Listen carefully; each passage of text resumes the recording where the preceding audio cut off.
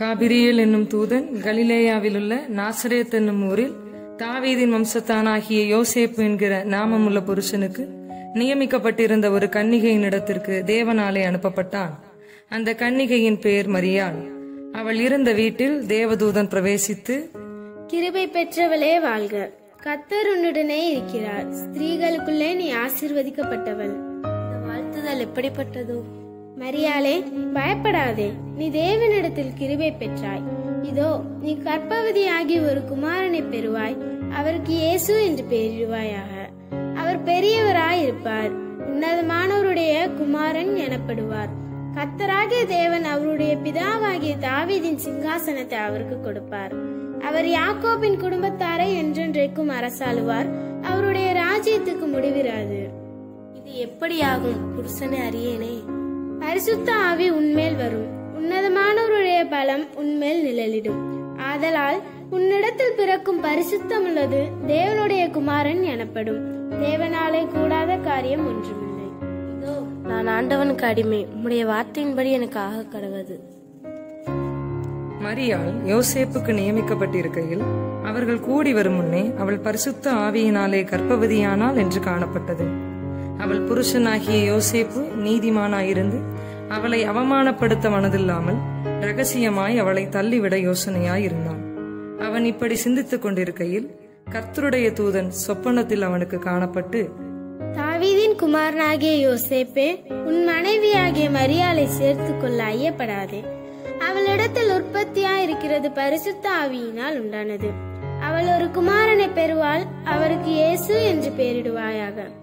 ஏனெனில் அவர் தமது ஜனங்களின் பாவங்களை நீக்கி அவர்களை இரட்சிப்பார். இது ஆண்டவரின் சித்தம். இதனால் சகல ஜனங்களுக்கு அறிவிக்க வேண்டியது என்னவென்றால், உலகமெங்கும் குடிமதிப்பு எழுதப்பட வேண்டும் என்று அகுஸ்து ராயனால் கட்டளை பிறந்தது பிறந்தது பிறந்தது.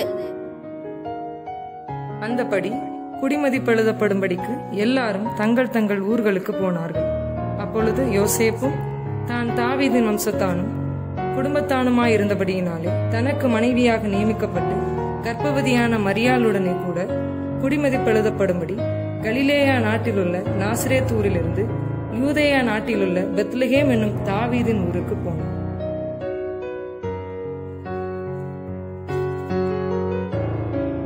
அவ்விடத்திலே அவர்கள் இருக்கையில் அவளுக்கு பிரசவ காலம் நேரிட்டது. அவள் தன் முதற் பேரான குமாரனை பெற்று சத்திரத்திலே அவர்களுக்கு இடமில்லாதிருந்தபடியினால் பிள்ளையை துணிகளில் சுற்றி முன்னணையிலே கிடத்தினார்கள்.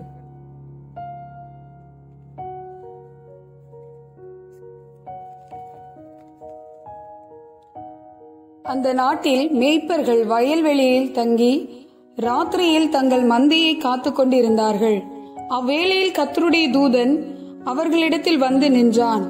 கர்த்தருடைய மகிமை அவர்களை சுற்றிலும் பிரகாசித்தது. அவர்கள் மிகவும் பயந்தார்கள். பயப்படாதீர்கள், இதோ எல்லா ஜனத்துக்கும் மிகுந்த சந்தோஷத்தை உண்டாக்கும் நற்செய்தியை உங்களுக்கு அறிவிக்கிறேன். இன்று கர்த்தராகிய கிறிஸ்து எனும் இரட்சகர் உங்களுக்காக தாவீதின் ஊரில் பிறந்திருக்கிறார். பிள்ளையில் துணிகளில் சுற்றி முன்னணியில் கிடத்தில் இருக்கிறதை காண்பீர்கள், இதுவே உங்களுக்கு அடையாளம். அந்த க்ஷணமே பரமசேனையின் திரள் அந்த தூதனுடனே தோன்றி, உன்னதத்தில் இருக்கிற தேவனுக்கு மகிமையும் பூமியிலே சமாதானமும் மனுஷர் மேல் பிரியமும் உண்டாவதாக என்று சொல்லி தேவனை துதித்தார்கள். நாம் பெத்லகேம் ஊருக்கு போய் நடந்ததாக கர்த்தரால் நமக்கு அறிவிக்கப்பட்ட இந்த காரியத்தை பார்ப்போம் வாருங்கள்.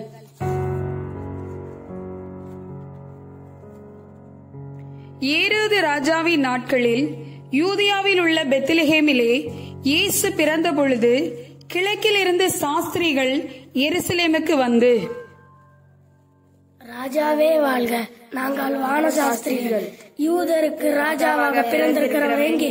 கிழக்கிலே அவருடைய நட்சத்திரத்தை கண்டு பணிந்து கொண்டோம். என்னது, யூதருக்கு ராஜாவா? பிரதான ஆசிரியரே, வேத பாரகரே, எல்லோரும் இங்கே வாருங்கள், நான் விசாரிக்கிறேன். கிறிஸ்துவானவர் எங்கே பிறப்பார் என்று எழுதியிருக்கிறதை பார்த்து எனக்கு சொல்லுங்கள்.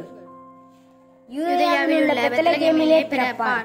அதேனென்றால் யூதேயா தேசத்தில் உள்ள பெத்லகேமே யூதேயாவின் பிரபுகளில் நீ சிறியதல்ல. என் ஜனமாகிய இஸ்ரவேலை ஆளும் பிரபு உன்னிடத்திலிருந்தே புறப்படுவார் என்று தீர்க்கதரிசியினால் எழுதப்பட்டிருக்கிறது. அப்பொழுது ஏரோது சாஸ்திரிகளை ரகசியமாய் அழைத்து நட்சத்திரம் காணப்பட்ட காலத்தை குறித்து திட்டமாய் விசாரித்து,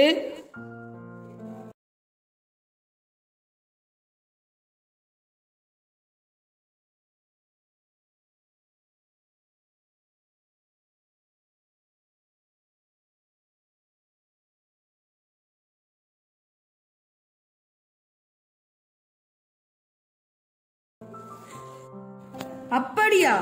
நீங்கள் போய் பிள்ளையை குறித்து திட்டமாக விசாரியுங்கள். நீங்கள் அதை கண்ட பின்பு நானும் வந்து அதை பணிந்து கொள்ளும்படி எனக்கு அறிவியுங்கள். ராஜா சொன்னதை அவர்கள் கேட்டு போகையில், இதோ அவர்கள் கிழக்கிலே கண்ட நட்சத்திரம் பிள்ளை இருந்த ஸ்தலத்திற்கு மேல் வந்து நிற்கும் வரைக்கும் அவர்களுக்கு முன் சென்றது.